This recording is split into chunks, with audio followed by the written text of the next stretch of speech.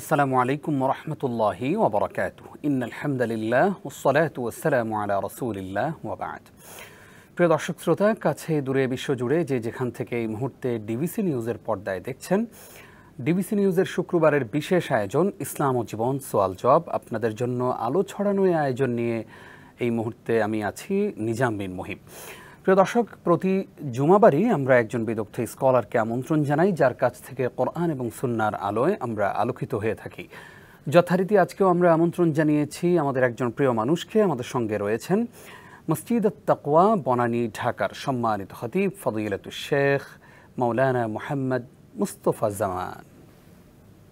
আসসালামু আলাইকুম ওয়া রাহমাতুল্লাহি ওয়া বারাকাতুহু। ওয়া আলাইকুম আসসালাম ওয়া রাহমাতুল্লাহি ওয়া বারাকাতুহু। মুহতারাম, কেমন আছেন? আলহামদুলিল্লাহ, আশা করি আপনারাও ভালো আছেন। আলহামদুলিল্লাহ, আমরাও ভালো আছি। আপনাকে স্বাগত জানাচ্ছি আমাদের আজকের এপিসোডে। জাযাকুমুল্লাহু খাইরান। বারাকাল্লাহু ফিক। আমরা জানতে চাই আজকে দারিদ্র বিমোচনের যাকাত কিভাবে দারিদ্র বিমোচনের ক্ষেত্রে ভূমিকা রাখে। শুকরান। মৌসুমি সিজনাল একটি টপিক, আলহামদুলিল্লাহ। প্রথম কথা হচ্ছে যাকাত ইসলামের অন্যতম তৃতীয় গুরুত্বপূর্ণ অপরিহার্য একটি রুকন বা স্তম্ভ। প্রথম কথা হচ্ছে এই যাকাত বিধান দিয়েছেন আল্লাহ সুবহানাহু ওয়া তাআলা দারিদ্র বিমোচনে টিকসই বাস্তবধর্মী প্রমাণিত একটি অর্থ ব্যবস্থা। যাকাত অর্থ ব্যবস্থা ছাড়া দারিদ্র বিমোচনে কোথাও কখনো শতভাগ সফলতা আনেনি। এক সময় মুখরোচক স্লোগান ছিল, কেউ খাবে তো কেউ খাবে না। হ্যাঁ, এই কথা বলে তা হবে না, তা হবে না, এই কথা বলা হতো। এই কথার মধ্য দিয়ে আসলে ব্যর্থতাই বিশ্ববাসী দেখেছে, সাক্ষী হয়ে আছে। এর মধ্য দিয়ে রাষ্ট্রকে একচ্ছত্র মালিকানা দেওয়া হয়েছে। আর মানুষের নেচার হলো, তবিয়াত, স্বভাবজাত বিষয় হচ্ছে ব্যক্তি সম্পদের প্রতি মানুষ যতটুকু যত্নবান হয়, অন্যের অথবা রাষ্ট্র সম্পদের উপরে ততটা যত্নবান হয় না। এই জন্য উর্দুতে একটা কথা কিন্তু বিখ্যাত হয়েছে যে সরকার কামাল দরিয়া মে ডাল। আমাদের দেশেই তো একসময় বিখ্যাত আদমজি জুট মিল ছিল। রাষ্ট্রায়ত্ত যখন করা হলো, এক আনাও মানে এক অংশ ওখান থেকে মুনাফা প্রফিট আসেনি, বন্ধ হয়ে গেল, অপমৃত্যু ঘটলো। কিন্তু ইসলাম দেখুন একটা মানে ব্যালেন্সপূর্ণ ভারসাম্যপূর্ণ একটা অর্থ ব্যবস্থা দিয়েছে, যার নাম হলো যাকাত। এর মধ্য দিয়ে কি হয় না, ধনী শ্রেণীর মধ্যে সম্পদটা কুক্ষিগত হয়ে থাকে না। সূরা হাশর 28তম পারা হাফিজে কোরআন 5ম পৃষ্ঠাে আসছে, কাইলা ইয়াকুনা দুলাতাম বাইনাল আগনিয়াই মিনকুম। এই যাকাতের ব্যবস্থা এই জন্য দেওয়া হয়েছে যে ধনী শ্রেণীর মধ্যে সম্পদটা মানে জমা হয়ে থাকবে না। ওই যে সমাজ ব্যবস্থা। আর আরেকটা ব্যবস্থা যেটা আছে, এখন তো খুব রাগমপূর্ণ অবস্থা দেখা যাচ্ছে, ওইটারও এক সময় মানে অপমৃত্যু ঘটবে, পুঁজি অর্থ ব্যবস্থা। আর এর মাঝখানে আসমানি অর্থ ব্যবস্থা হলো যাকাতের অর্থ ব্যবস্থা। এর মধ্য দিয়ে ব্যক্তি মালিকানাকে ঠিক রাখা হয়েছে, পাশাপাশি অবৈধ হারাম উপায়গুলোকে নিষিদ্ধ করা হয়েছে। সুদ, ঘুষ, চুরি, ডাকাতি, দুর্নীতি ইত্যাদি ব্যবস্থাকে নিষিদ্ধ করা হয়েছে। তারপরে বলা হয়েছে তোমার যে কামাই, তোমার যে ইনকাম, সেখান থেকে কিছু অংশ গরিবদের হক আছে। অফি আমওয়ালিহিম হাক্কুল লিসাইল ওয়াল মাহরুম, এটা অধিকার, হকের কথা বলা হয়েছে। পাশাপাশি হাদিসে কি আসছে, তুখাযু মিন আগনিয়াইহিম ওয়া তুরাদ্দু ফি ফুকারাইহিম। এই যে যাকাত, এই পরিমাণটা, এই অর্থটা ধনীদের কাছ থেকে নেওয়া হবে, গরিবদের মধ্যে বিলিয়ে দেওয়া হবে, ফেরত দেওয়া হবে। গরিব এসে নেবে না, হাদিসের ভাষ্য অনুযায়ী এটা দেওয়া হবে তাদের দারিদ্র বিমোচনের জন্য। এতে দারিদ্র বিমোচন হবে, পাশাপাশি ধনী গরিবের মধ্যে যে একটা দূরত্ব সেটা কমে আসবে, দারিদ্র্যের সীমারেখা যেটা আছে সেটাও হ্রাস পেয়ে যাবে। সুতরাং যাকাত দারিদ্র বিমোচনের অসাধারণ একটি বাস্তবধর্মী আসমানি অর্থ ব্যবস্থা। জাযাকাল্লাহ খাইর। আমরা জানতে চাই, কেউ যদি সারা বছর যাকাত দেয়, মানে আমরা তো রমজানে যাকাত দেই, কেউ যদি চিন্তা করলো যে না আমি শুধুমাত্র রমজানই যাকাত দেব না, আমি পুরো বছর ব্যাপী আমি যাকাত দিব, এবং এই যদি যাকাত এইভাবে যদি কেউ দেয় তাহলে তার যাকাত আদায় হবে? হবে। যাকাত একটা ফরজ বিধান। এই বিধানটা আদায়ের ক্ষেত্রে যাকাতদাতার মনে যাকাতের নিয়ত থাকতে হবে।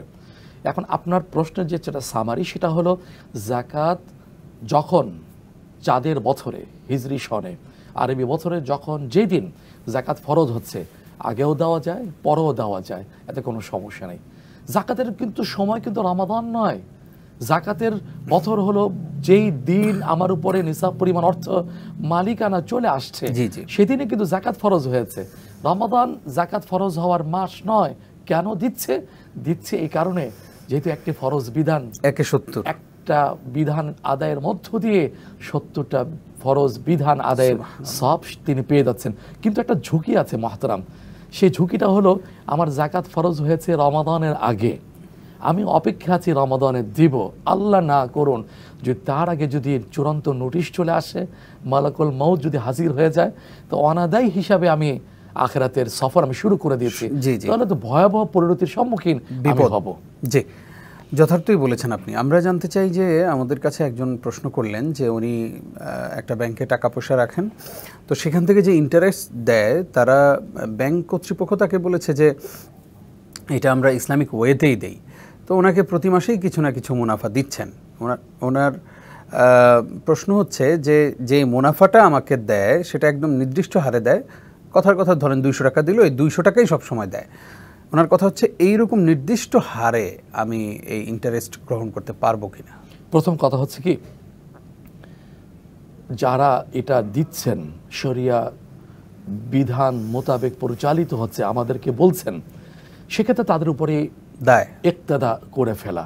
যেমন নামাজের বেলা ইমাম উপরে যদি কোনো দায় চলে আসে, কেউ না জানেন আল্লাহ জানেন, তাহলে মুসল্লিদের কিন্তু নামাজ হয়ে যাবে।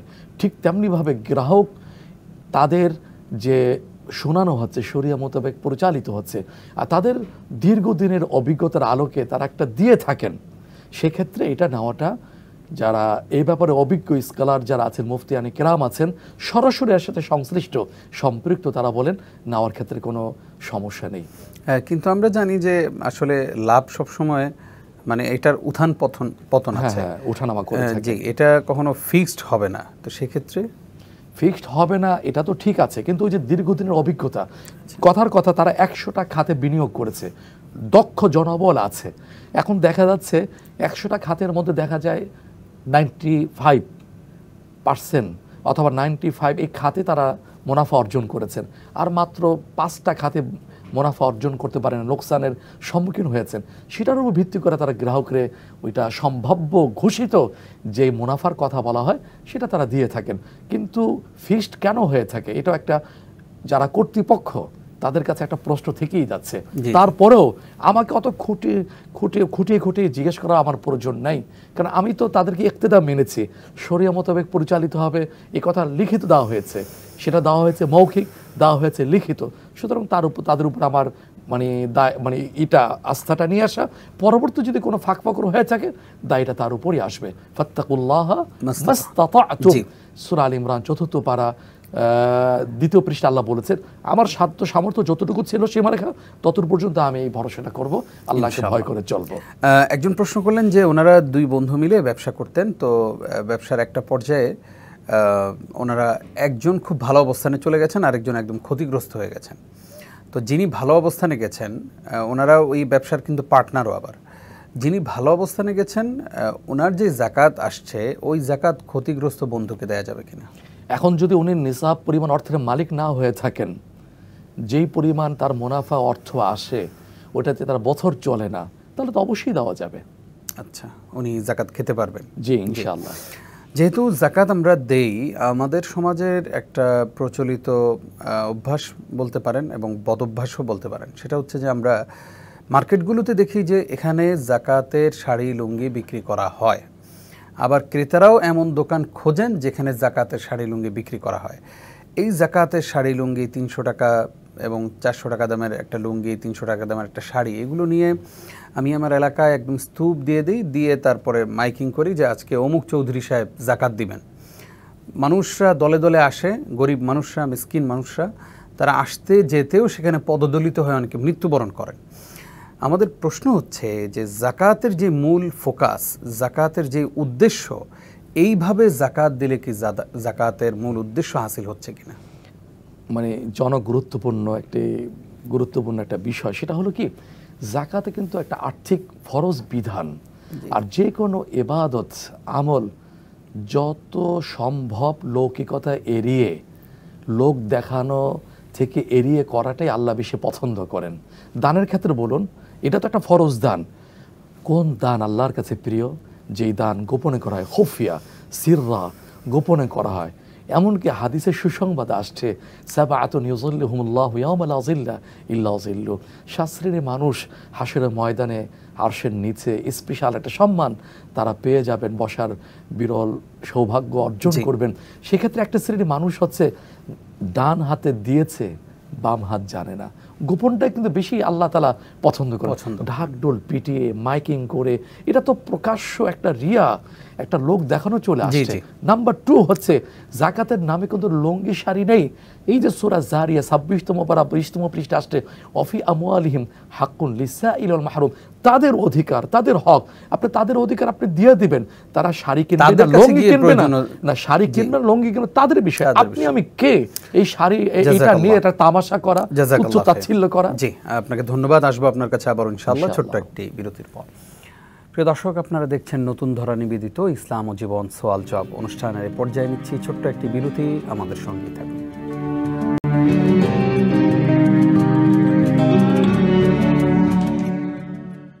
প্রিয় দর্শক, আপনাদেরকে আরও একবার স্বাগত জানিয়ে শুরু করছি ডিবিসি নিউজের শুক্রবারের সাপ্তাহিক জীবন ঘনিষ্ঠ আয়োজন নতুন ধারা নিবেদিত ইসলাম ও জীবন সওয়াল জবাব। আজকে আমরা যাকাত সংক্রান্ত বিষয়ে আলোচনা করছি। আলোচনা উপস্থাপন করছেন বনানী মসজিদ আত তাকওয়ার সম্মানিত খতিব মুহতারাম মাওলানা মুস্তফা জামান। আপনাকে আরও একবার স্বাগত জানাচ্ছি। আমরা আপনার কাছে জানতে চাই যে যাকাত দেওয়ার ক্ষেত্রে আমরা কোনো অমুসলিমকে যাকাত দিতে পারবো কিনা? সুন্দর কথা। মানুষের মধ্যে কিছুটা দ্বিধা আছে। দান সাদাকা নফল যেটা আছে, এটা মুসলিম অমুসলিম নির্বিশেষে মানবিক দিক থেকে দেওয়া যায়, কিন্তু যাকাতের জন্য আল্লাহ তাআলা নিজে খাত নির্ধারণ করে দিয়েছেন। সূরা তাওবা 60 নম্বর আয়াতে 8টা খাত, যে কোনো একটা খাতই দিলেই যাকাত ফরজ হবে।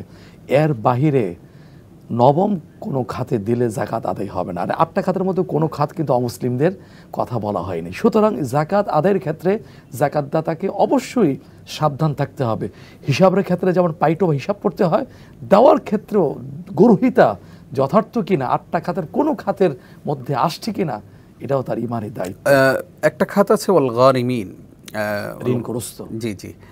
তো আমাদের সমাজে তো শিল্পপতিরা কোটি কোটি টাকার ঋণগ্রস্ত, তো ওনারা কি যাকাত দিবেন না? হ্যাঁ, অবশ্যই দিবেন। কাদের কথা বলা হয়েছে? ঋণ নিয়েছে, খেয়ে ফেলছে, ঋণ পরিশোধ করার কোনো আর সুযোগ নেই, তাদেরকে দেওয়া যাবে। কিন্তু এর বিপরীতে তাদের সম্পদ আছে, ইন্ডাস্ট্রি আছে, অনেক সম্পদ পড়ে আছে, তাদেরকে দেওয়া যাবে না। এরকম করলে তো দরবেশ বাবা থেকে শুরু করে সবাই তো যাকাত গ্রহীতার কাতারে চলে আসবে। আমরা জানি যে রাসূল সাল্লাল্লাহু আলাইহি ওয়াসাল্লামের সময়ে রাষ্ট্রীয়ভাবে যাকাত কালেকশন করা হতো। তো আমাদের এই সমাজে যেহেতু রাষ্ট্রীয়ভাবে যাকাত কালেকশনের ওই রকম কোনো প্রচারণা নাই, যদিও ইসলামিক ফাউন্ডেশন কিছুটা যাকাত কালেকশন করে, ওইখানে মানুষ খুব কমই দেয়। তো জানতে চাই যে মসজিদ ভিত্তিক কোনো উদ্যোগ নিয়ে আমরা আমার সমাজে যে কয়জন মানুষ গরিব আছে তাদের একটা তালিকা করে, যারা ধনী আছে তাদের যাকাতগুলো ওই গরিবদের মাঝে আমরা বন্টন করতে পারি কিনা? যাবে। তবে প্রথম বিধানটা হচ্ছে ইসলাম যেটা চাচ্ছে, সূরা তাওবা 11তম পারা 2য় পৃষ্ঠাে আসছে, খুয মিন আমওয়ালিহিম। এটা ওয়াহিদ, এক বচন, আদেশসূচক ক্রিয়া। আল্লাহ তাআলা রাসূল সাল্লাল্লাহু আলাইহি ওয়াসাল্লামকে বলেছেন। কখন বলেছেন? যখন তিনি মদিনা রাষ্ট্রের প্রেসিডেন্ট ছিলেন, যে আপনি তাদের কাছ থেকে যাকাত গ্রহণ করুন। ইসলামের বক্তব্য, কোরআনের চাওয়া হচ্ছে যে রাষ্ট্রীয়ভাবে এটাকে সংগ্রহ করতে হবে। এখন যেহেতু শক্তিশালী সেই ব্যবস্থা নেই, ইসলাম ফাউন্ডেশন করছে, মানুষের আস্থা এখন অর্জন করতে পারিনি, এই জন্য বিভিন্ন সংস্থা, ব্যক্তি উদ্যোগে, প্রতিষ্ঠান উদ্যোগে সংগ্রহ করছে। আপনি একটা চমৎকার কথা বলেছেন, মসজিদ কেন্দ্রিক যদি একটা কমিটি, কার্যকর কমিটি যদি গঠন করা হয়, আমার এরিয়ার ভিতরে কতজন সত্যিকারের যথার্থ হকদার আছে, গ্রহীতা আছে, আমরা 5 জনকে 10 জনকে দিব। আগামী বছর যেন সেটা গ্রহীতার জায়গা থেকে দাতার জায়গায় চলে আসে, এটা সুন্দর হবে। কারণ আমার তো এটা নজরের মধ্যে থাকবে, জানার মধ্যে থাকবে, এখানে 19-20 হওয়ার সম্ভাবনা খুবই কম থাকবে। হতে পারে যাকাতের টাকা মাদ্রাসা মসজিদে দেয়া যাবে কিনা? হ্যাঁ, দেওয়া যাবে, কিন্তু একটা কথা কি, জাকাত শুদ্ধ হওয়ার জন্যে একটা শর্ত হলো ব্যক্তি বিশেষকে মালিক বানিয়ে দেওয়া। মসজিদকে তো দেওয়াই যাবে না, কারণ মসজিদের মালিককে সূরা জিন 29তম পারা আসছে, ও আন্নাল মাসাজিদ লিল্লাহ, মসজিদ তো আল্লাহর, বুয়ুতু ফিল আরদি মাসাজিদ, হাদিসে কুদসির মধ্যে আসছে জমিনে যে মসজিদগুলো এটা আমার ঘর, এজন্য মসজিদে দেওয়া যাবে না। মাদ্রাসা কি করা হয়, এখানে গরিব মিসকিন যারা আছে তাদের পক্ষ থেকে যারা মাসউল দায়িত্বশীল থাকেন তাদের পক্ষ থেকে গ্রহণ করে থাকেন, এর মাধ্যমে ওই গরিব মিসকিনদের পিছনে ব্যয় করা হয়। এই জন্য ফুকাহায়ে কেরাম বলে থাকেন এই প্রক্রিয়ায় তাদেরকে দেওয়া যাবে, সেই খাতেও দেওয়া যাবে। মাদ্রাসার অবকাঠামোগত উন্নয়নে যাকাত দেওয়া যাবে? নিশ্চয়ই দেওয়া যাবে না। কাঠামো অবকাঠামো নির্মাণে, মসজিদের উন্নতির ক্ষেত্রে এগুলো দেওয়া যাবে না। মালিক কে হবে? আমি একটা এতিমখানায় যাকাতের অর্থ প্রদান করলাম, আমি একজন হুজুরের কাছে দিলাম টাকা, যে এই 5 লাখ টাকা আমার যাকাত আসছে, এগুলো বাচ্চাদেরকে দিবেন। তো হুজুর যদি বাচ্চাদেরকে বলে যে তোমাদের এই যাকাত আসছে, তোমাদের জন্য আসছে, তোমরা এখন মাদ্রাসায় সেগুলো দান করে দাও, এই পদ্ধতিতে আবার মাদ্রাসা সেই যাকাতের অর্থ নিয়ে যেতে পারবে কিনা? হ্যাঁ, পারবে, কারণ যাকাতের অর্থ তো মালিক বানিয়ে দিতে হয়। হ্যাঁ, মালিক বানিয়ে দিতে। এখন আমি একজনকে মালিক বানালাম, কিন্তু আবার জোর করে তার কাছ থেকে যদি নিয়ে নিই, সেই হ্যাঁ, এটাই তো কথা আসছে হাদিসে। রাসূলুল্লাহ সাল্লাল্লাহু আলাইহি ওয়াসাল্লাম বলেছেন এটা হয় বিতিবি নফস, মনে স্বতঃস্ফূর্ততার মধ্য দিয়েই কিন্তু সাদাকাটা যথার্থ হয়ে থাকে, মাকবুল হয়ে থাকে। এখানে জোর করার, শক্তি প্রয়োগ করার, চক্ষুকে রাঙ্গানোর কোনো সুযোগ থাকে না।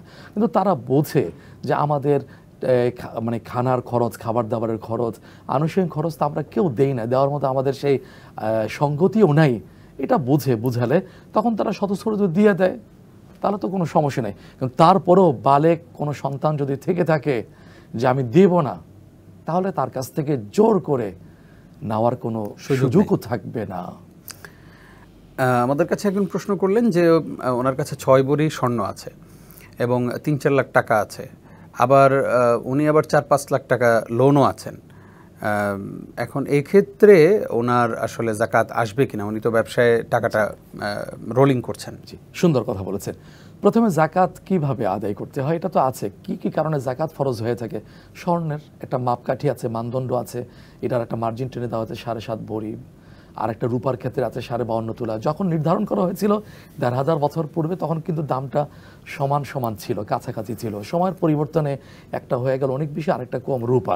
সেক্ষেত্রে ইসলামী স্কলারদের বক্তব্য হলো যে কিছু স্বর্ণ, কিছু রূপা, কিছু অর্থ আছে, এই সবগুলো মিলিয়ে অথবা অন্য কোথাও যদি সঞ্চিত অর্থ থেকে থাকে, সবগুলো মিলে যদি রূপার নিসাবে যদি চলে আসে, তাহলে যাকাত ফরজ হয়ে যাবে। এখন ঋণ আছে, এখন নানা জায়গায় ছড়ানো ছিটানো যাকাত যোগ্য অর্থগুলো যদি রূপার নিসাবে চলে আসার পরে যদি তার কাছে তার যদি ঋণ থাকে, লোন থাকে, তাহলে ওই যে জমাকৃত যাকাত যোগ্য সম্পদ থেকে লোনটাকে বাদ দেওয়া হবে। বাদ দেওয়ার পর যদি 52 তোলা রূপা বা তাহলে যাকাত চলে আসবে। আবার লোন প্রকার আছে, এটা যদি হয় শিল্পরণ, যে ঋণটা লোনটা বছর দিতে হয়, তো 1 বছরে যতটুকু বাদ যাবে সেটা বাদ যাবে, ওইটা বাদ যাবে। জাযাকাল্লাহ খাইর, কষ্ট করে সময় দেওয়ার জন্য আপনাকে ধন্যবাদ জানাচ্ছি। আপনাদেরকেও। প্রিয় দর্শক, এই ছিল আমাদের আজকের আয়োজন। আপনারা দেখছিলেন নতুন ধরা নিবেদিত ইসলাম ও জীবন সওয়াল জবাব। আজ এই পর্যন্তই। আগামী সপ্তাহের পর্ব দেখবার আমন্ত্রণ জানিয়ে এখানে বিদায় নিচ্ছি। নিজাম বিন মুহিব। আসসালামু আলাইকুম ওয়া রাহমাতুল্লাহি ওয়া বারাকাতুহু।